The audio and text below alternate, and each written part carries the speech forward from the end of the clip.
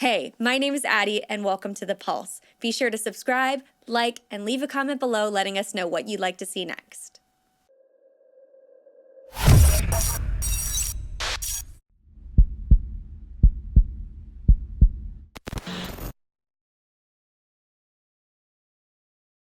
Hi Andy!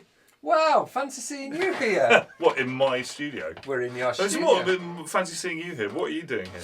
Well, I thought I would come and check out because I know when you rang me maybe 4 or 5 months ago, you said you were building a home studio and we started talking about mics and things. So I thought I would come down, see it with my own eyes and talk about mics a bit more. Yeah, which I'm all in favour of. So, I moved house during 2020 and part of the whole motivation about that was that there was space to build a 2-room setup for myself and for myself as a producer, I should say. This is more for me recording other people's stuff for the time being. We'll see in time whether or not I end up making my own records here, but for now I've been working on other people's stuff. This is the live room, welcome, and it's where the microphones go. As I'm sure you know. And then we plugged them in, and then they magically vanish through the wall. Vanish through the wall, through the control room there, which we'll get to later. We'll get to that and do that after. But yeah, so this is, it's not enormous in here, but it's room enough to set up quite a big drum kit quite comfortably, which I've done a number of times now. And then, of course, you can set up guitar amps, bass amps, acoustic guitars, vocals, all that kind of thing. And I can be in there listening and commenting and pressing record and everything else, but setting up mics first and foremost. Cool. And when we spoke about that, we knew it wasn't a huge room, but it's big enough. But again, if you sort of put U87s everywhere or large diaphragm condensers and real sensitive mics, you just end up picking loads and loads of the room up. So we went down more of a direct micing route for the drums. Yeah, so most of what I record is rock music, broadly speaking, and obviously rock music is generally powered by a drum kit, and a drum kit is the most complex individual instrument to record. I mean, it's arguably not one instrument, it's several different instruments being played at the same time, so getting that right is one of the biggest challenges as an engineer and a producer, and getting the right mics for everything. But you guys sorted me right out. Yes, you did. So the kick drum, kick and snare are being the two focal points for me. As most people know, for a kick drum, generally speaking, you want at least 2 microphones on a kick drum. You're going to want your kick in, which is going to pick up your transients, your click, your kind of the attack, should we say, for which this here Sennheiser 901 is a dream. It really is. This is actually a condenser, I think I'm right in saying this. It is, yeah. They call it like a boundary mic, but boundary condenser. Phantom powered. That goes inside the kick drum. You can have a bit of fun moving it around, but to be honest, I find that you can pretty much just shove this in a kick and it's going to sound good. And then of course you want your kick out microphone, which is more about picking up the subs and the low end and the boom and the fatness, and that's where the 902 comes in. And I use these two as a pair on the kick on every recording I've done here so far, and do not imagine myself changing that anytime soon. It's a wonderful pairing. Obviously you've got to check out your phasing issues and that kind of thing, and you can get different effects moving that closer or further away from a sound hole. But generally speaking, that's my kick drum pairing right there. 901, 902, love it. Perfect. And we can jump, because I know you were using this under snare. Yeah, well, I mean, so the 441 is a mic that I have an awful lot of time for. It looks cool. It looks cool. It can be used as an over snare mic. A snare top mic, I should say. I would use that for more like folky country, kind of more gentler stuff. Personally, among other things, it's quite large. So for a snare top mic, I don't want a drummer hitting it. To be blunt, but for a snare bottom mic, it's absolutely fantastic, and a lot of people overlook the snare bottom, in my opinion, when it comes to engineering. And if you want to really brighten up your snare drum, you're going to get more of the kind of like body and kind of fatness and weight from your snare top. But if you want that crackle and shine, you want your snare bottom. So I'm a huge fan of that for snare bottom. Snare top, I have other options which are down here in front of us. I've actually found a 906 and snare top does lovely things for me. Really? Amazing. That's the 914, young man. That's the 914. Sorry. See, I know your mic's better than you do. So this is the 906. Now this is a mic that I generally use all the time for miking guitar cabinets and bass cabinets. Fantastic, really good dynamic microphone for that kind of thing. But like I say, I've been trying this out as a snare top mic lately and really enjoying it actually. It's got a slightly different character to say an SM57, that kind of thing. But I feel like it just has a slightly broader range personally, and it positions quite nicely. You've just reminded me, I've got something in the car that I can give you actually to try and snare top. Just remembered. Okay, all right. How very exciting. Yeah, another option. Yes, so this is the 914. This is an SDC, small diaphragm condenser. Brilliant hi-hat microphone, brilliant overhead microphone. My two main things for that on drums, I would say. And indeed, if you're spot miking cymbals, so if you're spot miking a crash or a splash or a ride or something like that, I've got more than one of those thanks to my good friends at Sennheiser. So yeah, those are fantastic, sort of for the top end, for the high end. One of the other things that I will do with this one as well, which the nickname I have for it is my trash mic. I use this as my trash mic. So I have a wooden floor in here. To get the drum set up roughly where you are, imagine with the drum and the front of the kit comes out to about here, you've got about a metre of space before the wall. What I will do with this is put it on a mic stand. I've got a kind of a desktop mic stand, so it's only about that high. Yeah. Face it like that. Here's the floor. You have it a centimetre off the wooden floor in front of the kit, and then you run it through a preamp and slam the shit out of it, and you get this totally insane, trashy, noisy, super exciting, vibrant drum thing. That's amazing. And I use that as a little extra trick.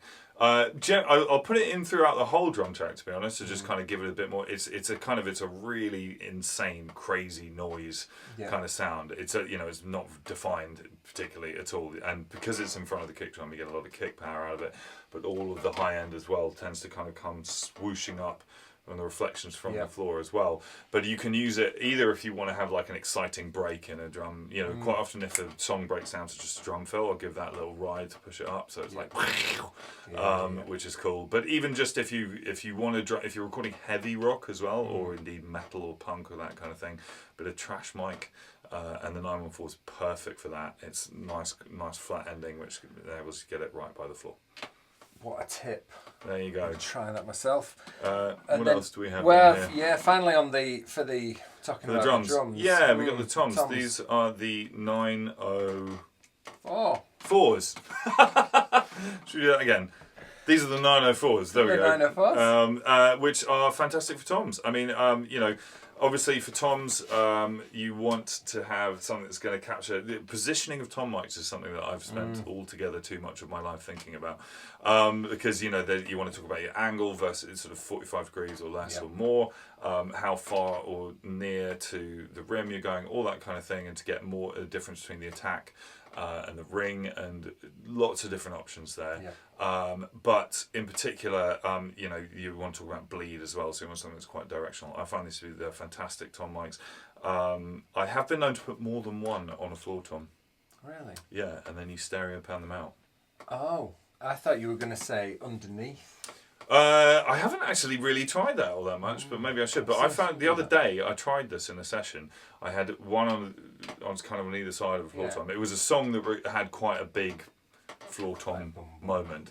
So for most of the mix, I just used one floor tom. But when it came to the floor tom mic, obviously I had to check my phase was all aligned and all that kind of thing, which it generally was because they're the same distance away from the skin. But two of those, and then pan them. So robust, aren't they? So robust. Two of those, and you pan them out left and right. I can't believe I just did that. Two of those, and you pan them out left and right. And it was just a really interesting moment in the mix, because obviously when you're engineering and setting up, one of the main things I find that you're trying to do is give yourself options for when you're in the mix. So if you know you're going to be mixing a track, it's like, cool, I've got that floor tom sounding nice, but what if I had the option, rather than using some kind of naff stereo spread plugin or whatever, you're going to bring in a separate thing, and then you pan them out, automate the panning out on that, and it's a subtle thing, but it suddenly made it feel when you're listening to the track like the tom, your head is inside the floor tom. Do you know what I mean? And it's there, isn't it? Like you can't add it in afterwards. So exactly. Why not throw another mic on? Yeah, totally. And I'm fortunate enough to have I've got 16 channels of audio coming through here, and that's a lot of channels for one drum kit set up. Do you know what I mean? So yeah, I've been really enjoying doing that kind of thing as well. I mean, I want to talk about the 906 for guitars a little more as well. Yeah. Actually, funnily enough, if you pass me the 902 again as well, please, sir. Recording bass cabinets. I mean, obviously you want to take a nice high quality DI for any bass that you're recording, and indeed sometimes I'll do that and reamp later, which I can do in here. And I've got some killer bass cabs and that kind of thing. But if somebody comes in with a bass cab and a bass head and that kind of thing, this as a pair for bass is unbeatable for me. Particularly if you're talking about more kind of punk bass or metal bass that's a bit more driving. You want to get that the high end crunch. That's what that's for. But you want the low end power as well. That's what that's for. The combination of the two of them, particularly if you've got, let's say, a 4x12, you've got 4 speakers there, one on each speaker kind of thing. You're going to get yourself a lovely, lovely mix, which will give you, like I say, you've got the bottom end and the warmth and all the subby power you're getting out of that one, but that top end clank and crunch and anything else you might be running through. And if you need a bit of definition, the DI, so like and then the DI down the middle as well. Perfect. And again, options. There you go. So I've got one person playing one instrument. I've got 3 signals from which to play from, which can give me sub, it give me crunch, and it give me clearness and definition as well. Perfect. Fantastic. And then finally, I think we're going to talk about... let's talk about the workhorse. Let me give you these back again. And I say workhorse not to do it down in any way, but essentially the one super high-end mic that we have here from the Neumann catalogue is the classic U87 up there. Should we bring it in and let's bring it? Let's cuddle up to it. Let's cuddle up. Let's do this. There it is. The U87, ladies and gentlemen. A legendary microphone. I mean, if you are somebody who's interested in sonic production, that kind of thing, and you haven't heard of U87, then you should learn about them because they're very famous. They've been around for a long time. Huge history to Neumann. Yeah. Yes, and just everybody knows. And what I love about Neumann, there are times when I will use more like say sort of tube mics and that kind of thing, and you can get into that whole kind of world of sort of like 47s, 67s, whatever else you might want to get into. The U87 is it is the most crystal clear mic in my collection. Let's say that. So if you want the sound, if you want to capture the sound of something without any coloration and just that's what it is, you want a U87 for that. So I use that thing all the time. I will occasionally use it as a sort of mono overhead on a drum kit. I'll put it up there in the corner, sort of facing down at the top of the kit. Or indeed behind the drummer as well up there. That can work as well. Smash mic type thing. Yeah, exactly. But also just kind of a picture of the kit kind of thing. So I like it for drums, but it comes into its own with things like acoustic guitar and vocals for me. You can't beat that thing for an acoustic guitar take. And indeed, you know, sometimes when people are tracking acoustic guitar, you get into kind of stereo mic in pairs or like all these different options. In my opinion, you need one good mic on an acoustic guitar. You don't want to fanny about. To be blunt. And I use this thing all the time for recording acoustic guitar, and I love the sound of it. Also for vocals, for a lead vocal, you just can't beat it. Put a pop shield in front of that thing, you know, and I'll run it through a pre and maybe put a bit of compression EQ on it, but it's just, there's no coloration on the tone as far as I can see. It's just incredibly accurate and incredibly clean. And 9 times out of 10, that's what you want, because in my opinion, the job of a recording engineer is to capture sound. Yep. Fantastic. That is a brilliant rundown. You obviously know what you're talking about. So incredible insights. So I invite you guys to check some of these mics out as well. And definitely use them in the application. Definitely, yeah. I mean, I think, you know, you cannot beat U87. They're just phenomenal microphones. I'm seriously considering getting some more. Yeah. Just because a matched stereo pair goes a long way for certain things. And there's so much you can do with them as well because of the polar patterns, so you can make them omni. Yeah. That's actually worth talking about. Actually, polar patterns. That's the thing we haven't discussed yet. The amazing selection of polar patterns on this guy. The omni thing is fantastic. Gang vocals. You want a gang vocal sound, so you get people, you position your singers around the mic. It's got a universal omni pickup on the capsule. That's fantastic. One of the other things as well is that I've actually been recording some proper like folk duos in this room, and so my methodology for that will be, I'll let's say you have one guitarist over here and one guitarist over here. Both guitarists have got their DIs on their guitar. They've got a 914 pointed at the 12th fret and 45-degree angle. Fantastic, that's all good. And then got two vocal mics for them as well. But in the middle of the room, in between the two of them, you've got the U87 on an Omni setting. And if you're going for a really kind of like naturalistic sound, I want it, people say, I want it to sound like us playing in the room. It's like, cool, I'm going to record you playing in the room with the best mic I've got. So that on Omni in between two players. So you've got the spot mics, you've got the DIs on the guitars, you've got the vocal mics for up close, all covered.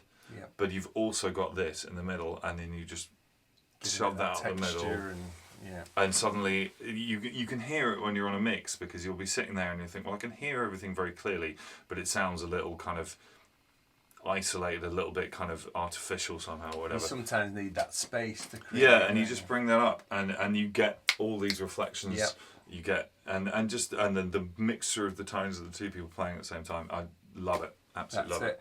And as well, if you did add a second one, using them on an X and Y over the top of a drum kit, unbelievable for that as well. Absolutely. It is the workhorse. You are absolutely right. The U87. I would say I would use that for a wider selection of things than any other mic. It covers so many areas, doesn't it? Yeah, I mean, if people were talking about just getting a couple of Sennheiser mics, I would say that getting a 914 and a 906 is not a bad combination. This is a dynamic, is very it has a lot of different applications. You can use it for a lot of different things. Like I say, loud guitar cabs is great, snare drums, all those kind of things that you want to use as dynamic for. And then the 914 for a small diaphragm condenser is fantastic. Like I say, I've used filters as well. Yeah, you got all the filters on that. I use that for acoustic guitar. I use it for hi-hat. Use it for percussion. Use it for spot mics, cymbals, overheads on drums. And then my trash mic that we were talking about as well. So lots of different options on that as well. And they do translate live as well. So this is, if it's in your studio, it can also go and sit on your guitar cab if you're playing live. Which replicating that. My guitar player Ben Lloyd does. There you go. There you go. It is one of my favourite mics as well. I think if I had to pick my favourite three, I would be taking these guys. Okay. I said not the U87. Oh, and the U87, yeah, of course. Of course, the U87. But anyway, so there's that, so that's the first half of the process, and this is the first room of the studio, as I'm sure you understand. And then the second part is taking all the things that you've recorded and mushing them together. Which we will now go and see over there. Don't forget to like and subscribe to see more videos just like this.